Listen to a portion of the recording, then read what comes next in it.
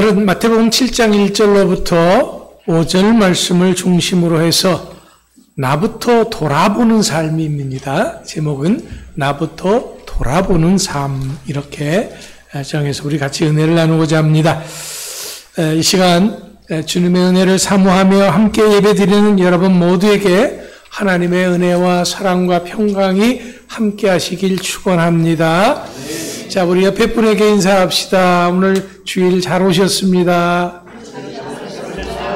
사랑하고 축복합니다. 네.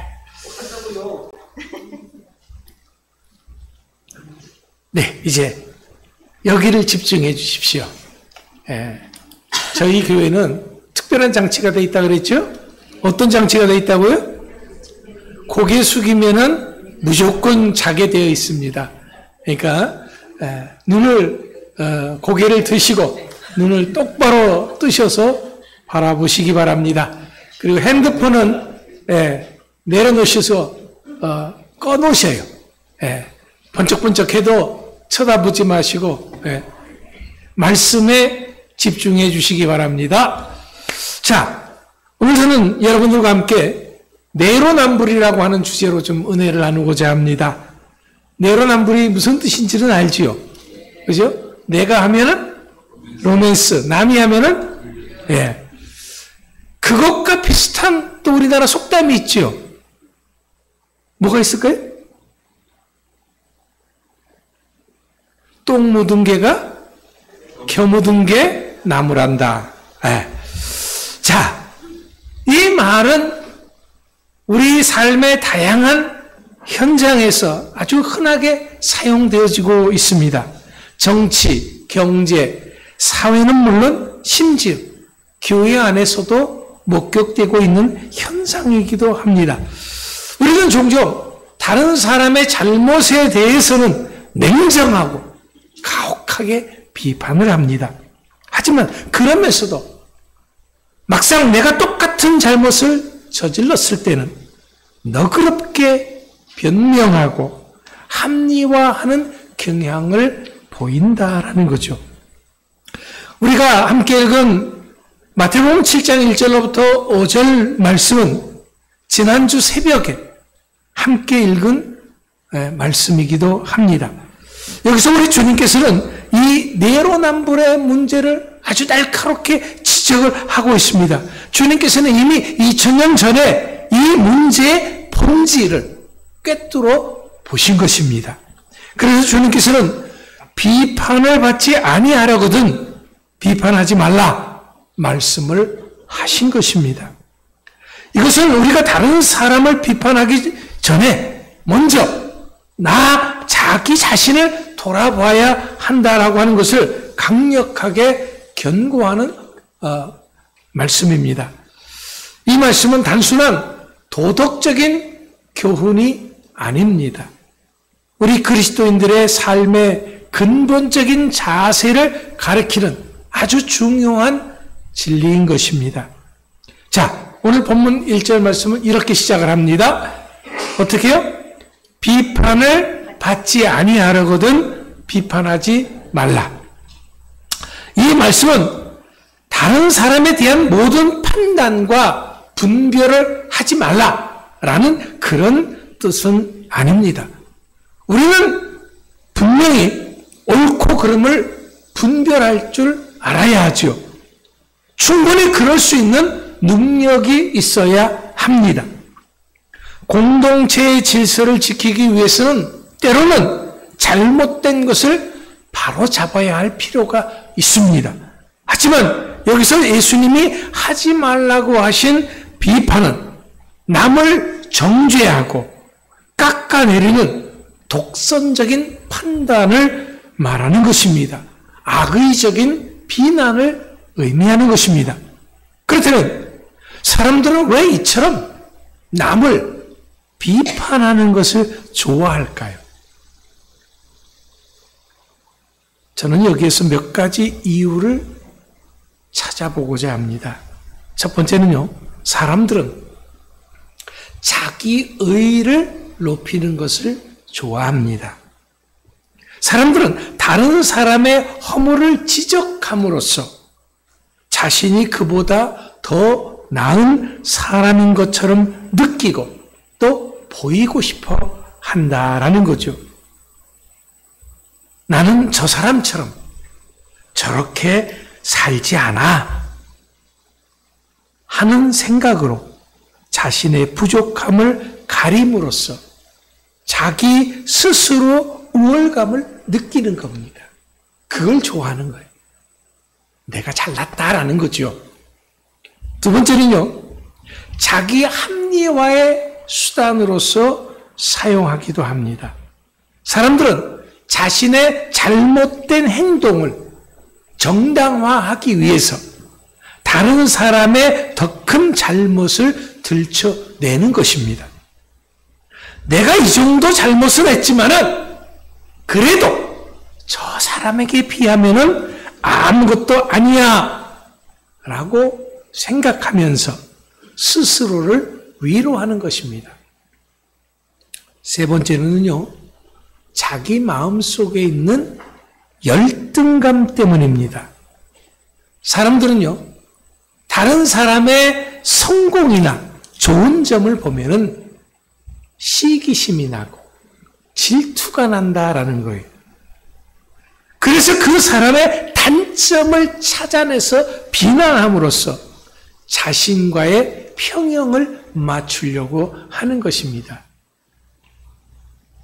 하지만 이러한 비판의 태도는 오히려 자기의 영혼을 병들게 하는 것입니다. 그래서 예수님은 2절 말씀에서 너희가 비판하는 그 비판으로 너희가 비판을 받을 것이요 너희가 헤아리는 그 헤아림으로 너희가 헤아림을 받을 것이니라 라고 경고하셨습니다. 이것은 결코 우리가 흔히 말하는 인과응보의 법칙을 말하는 것이 아닙니다. 하나님께서 우리의 판단 기준대로 우리에게 그대로 적용하실 것이다 라고 하는 준엄한 말씀입니다. 우리는 이미 이것에 대해서 날마다 주님 앞에 고백해 왔던 사실입니다. 왜냐하면 주기도문을 통해서 우리는 이렇게 말했습니다. 마태복음 6장 12절에서 우리가 우리에게 죄 지은 자를 사하여 준 것 같이 우리 죄를 사하여 주시옵고, 그렇기 때문에 우리가 남을 용서하지 않으면 우리도 용서받지 못하게 되는 것입니다. 우리가 남에게 자비롭지 않으면 우리도 자비를 얻지 못하게 된다는 거예요. 우리가 다른 사람에게 긍휼을 베풀지 않으면 우리도 긍휼을 얻지 못하게 되는 것입니다. 이러면 우리가 하나님의 심판대 앞에 섰을 때 지금 우리의 비판이 곧 우리를 정죄하는 증거가 될 수 있음을 우리는 명심해야 합니다. 예수님은 본문 3절 4절에서 아주 충격적인 비유를 들고 있습니다. 어떤 비유입니까? 어찌하여 형제의 눈 속에 있는 티를 보고 내 눈 속에 있는 들보를 깨닫지 못하느냐. 여기서 티가 뭡니까? 아주 작은 조각이죠. 눈에 잘 보이지도 않는 그런 겁니다. 근데 들보는 뭐죠? 들보는 기둥이죠. 우리 집에 이 지붕을 떠받드는 그런 큰 나무 기둥을 들보라고 말하는 겁니다. 예수님은 우리가 형제의 아주 작은 허물을 잘 보면서 정작 내 눈 속에 있는 엄청나게 큰 허물을 보지 못하는 우리의 위선적인 모습을 지적하시는 것입니다. 예수님께서 이 비유를 우리에게 말씀하시는 이유가 무엇입니까? 그것은 우리가 남을 비판하는 대부분의 이유는 사실 우리 눈에 들보가 있기 때문에 그렇습니다.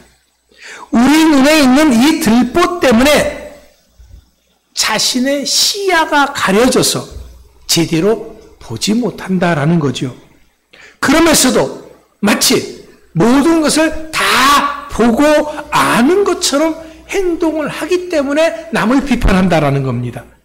마치 자신이 하나님이라도 된 듯 착각을 하는 것이죠. 이것은 눈에 큰 들보가 박혀 있어서 앞이 전혀 보이지 않는 상태에서 멀쩡한 사람에게 내 눈에 티가 있으니 내가 빼줄게 말하는 것과 똑같은 것입니다. 얼마나 우스꽝스럽고 기가 막힌 상황입니까? 시각장애자가 멀쩡한 사람을 손을 붙잡고 이리로 가면 돼 끌고 가면은 어떻게 되겠습니까?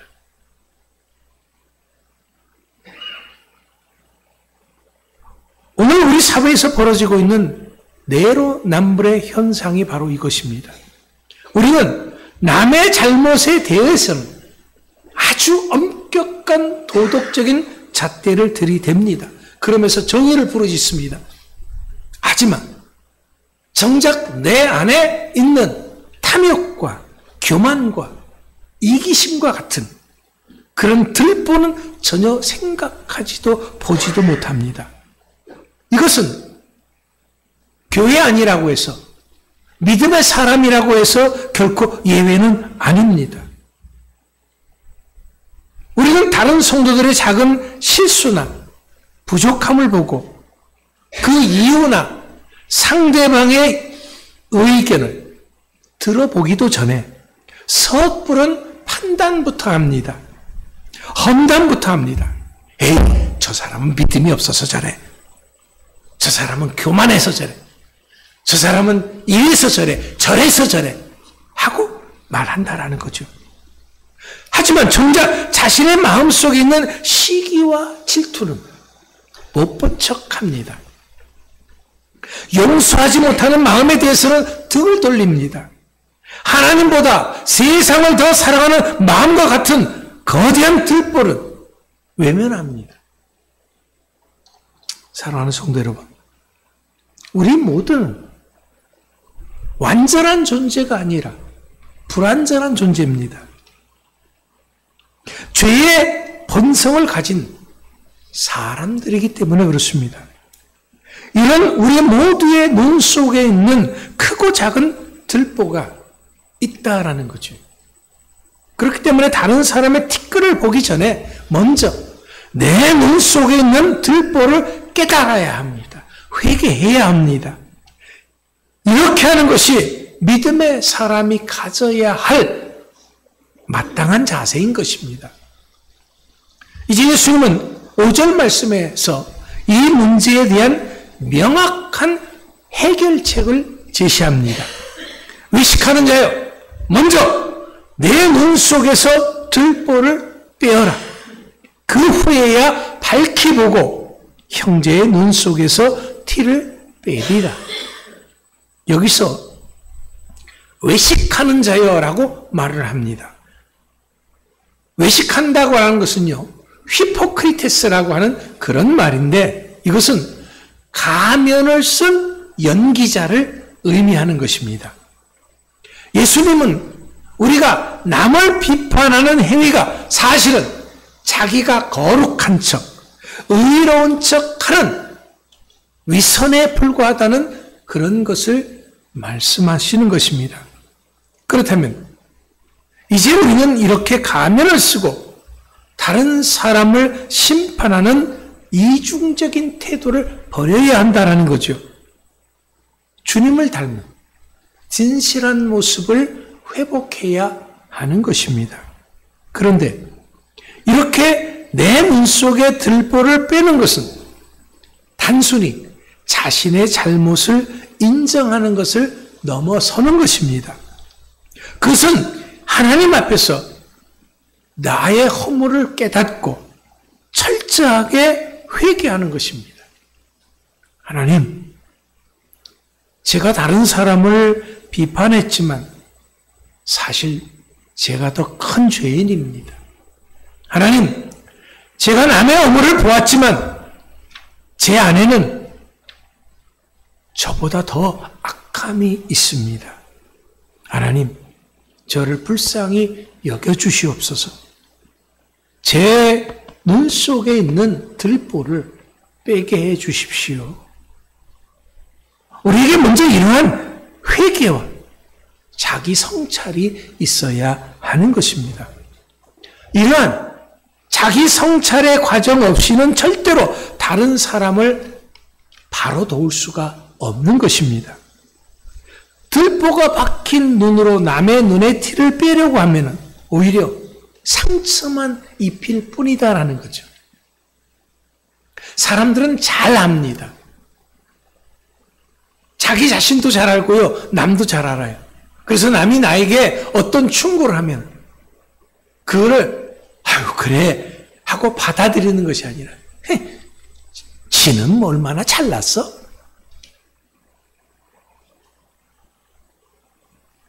우리는 그렇게 말합니다.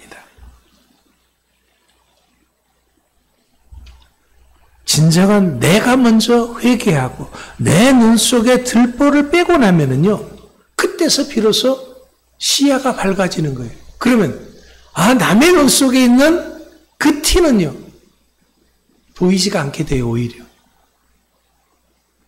그럴 때 형제의 눈에 있는 티를 어떻게 빼야 할지 올바르게 판단하게 되는 것입니다.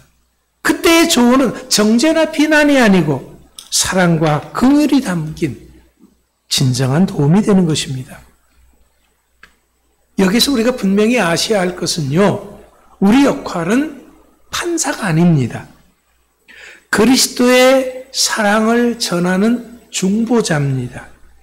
우리가 다른 사람을 비판하고 정죄하라고 부름받은 것이 아닙니다. 오히려 그들을 사랑하고 돕고 섬기라고 부름받은 자들입니다. 예수님께서도 죄인을 정죄하지 않으셨습니다.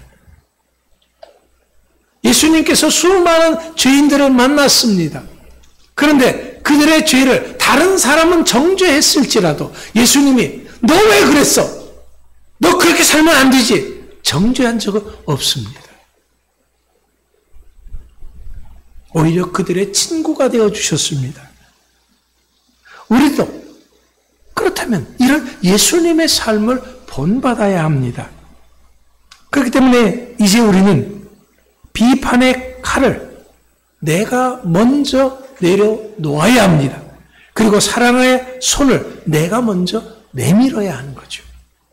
여러분, 그렇다면 어떻게 우리가 내로남불의 덫에서 벗어나서 우리 주님이 원하시는 그러한 삶의 모습을 회복할 수 있을까요? 그러기 위해서는요, 첫 번째는 나부터 돌아봐야 합니다. 뭐 해야 된다고요? 나부터. 다른 사람의 허물이 보일 때는요, 즉시 그 비판을 하기 전에 먼저 잠시 멈추고 그리고 기도하며 나 자신을 돌아보는 것입니다. 나는 과연 저 사람이 저지른 그런 잘못을 저지르지는 않았는가? 내 안에는 저 사람보다 더 큰 죄는 없는가? 자기 자신을 돌아봐야 합니다. 십자가 앞에서 나의 죄를 먼저 깨닫는 것이 모든 문제 해결의 출발점이 되는 것입니다. 그리고 여기서 항상 기억해야 될 것이 한 가지가 있습니다. 뭐냐면요, 지금 내 앞에 있는, 내가 비판하고 있는 바로 그 사람은 나의 거울이다라는 거예요. 지금 내 앞에 있는, 내가 비판하고 있는 그 사람이 나의 뭐라고요? 거울. 그렇기 때문에 상대방의 허물은 곧 나의 허물인 것입니다. 사람들은요, 자기 자신을 볼 수 있어요, 없어요? 못 봅니다. 나 자신을 못 보는 거예요. 그래서 주님은 나를 고치기 위해서 남들은 보지 못하는 그것을 나만 보게 하신 거예요. 우리가 남을 비판할 때 다른 사람은 아무렇지도 않는데 왜 내 눈에 저 사람의 잘못이 보이느냐라는 거예요. 왜 내 눈에는 그 사람의 허물이 보이느냐라는 거예요.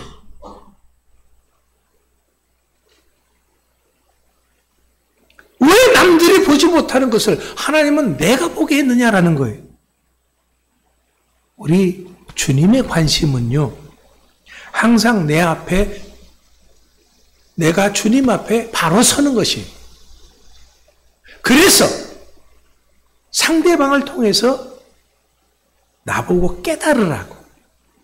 그러니까 상대방은 나의 거울인 거죠. 상대방이 잘못이 진짜 잘못이 아니라 나보고 그런 잘못을 너는 하지 마라는 겁니다. 나를 꾸짖는 거예요. 그러니까 상대방의 잘못이 보일 때는 항상 나를 꾸짖어야 돼요. 두 번째는요, 말씀과 기도로 나의 들보를 제거해야 하는 겁니다. 하지만 문제는 나 자신의 힘으로는 내 눈 속에 있는 들보를 빼낼 수가 없다라는 거예요. 그렇기 때문에 연약한 우리에게는 성령님의 강력한 도우심이 필요한 것입니다. 하나님의 말씀만이 우리가 가지고 있는, 우리 눈 속에 박혀있는 들보를 제거할 수 있기 때문에 그렇습니다. 그러기 위해서 우리는 매일 말씀을 묵상해야 합니다. 주님께 나아가 나의 죄를 고백하며 용서를 구해야 합니다. 성령님께서 내 마음을 정결하게 해달라고 간구해야 합니다. 그렇지 못하면 우리는 변화되지 않아요. 왜? 세상 자체가 아주 죄악으로 가득하 있고 어둠의 권세가 꽉 붙잡고 있어서요, 우리가 매일같이 정말 말씀 가운데 살려고 애쓰지 않으면은 우리는 물결 속에 그냥 떠내려가는 거예요. 마지막 세 번째로는요, 다른 사람을 사랑과 긍휼의 눈으로 바라봐야 합니다. 반드시 우리 모두는 예수 그리스도의 보혈로 구원받은 죄인들이라고 하는 사실을 기억해야 합니다. 나를 향하신 하나님의 한없는 사랑을 기억해야 합니다. 그리고 그 사랑으로 다른 사람을 바라봐야 합니다. 다른 사람의 약점을 볼 때 비판 대신에 먼저 기도해 줘야 합니다. 비난 대신에 따뜻한 격려를 먼저 건네 주어야 합니다. 여러분, 교회는요, 완벽한 사람들이 모인 곳은 결코 아닙니다. 서로의 들보와 티를 보면서도 비판 대신에 사랑과 용서로 서로를 품어주는 것이 교회입니다.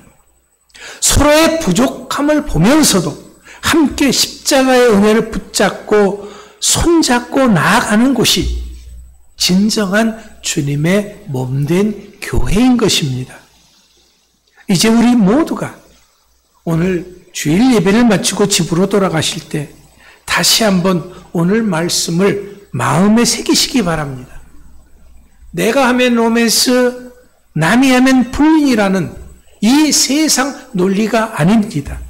이제는 내가 하면 죄이고 남이 하면은 안타까움이라고 하는 예수님의 십자가 논리로 살아갈 수 있는 여러분 모두가 되시기를 축원합니다. 이런 삶을 살기 위해서 이제부터는 다른 사람을 향해 뻗었던 그 비판의 손가락을 거두십시오. 나를 향한 성찰의 손을 내미는 삶을 살아가는 우리가 됩시다. 그러기 위해서 먼저 내 눈 속에 들보를 빼십시오. 나부터 돌아보십시오. 이제부터는 사랑과 긍휼의 마음으로 형제를 돕는 참된 그리스도인으로 거듭나는 은혜가 우리 모두에게 임하시기를 주의 이름으로 간절히 축원합니다. 기도하겠습니다.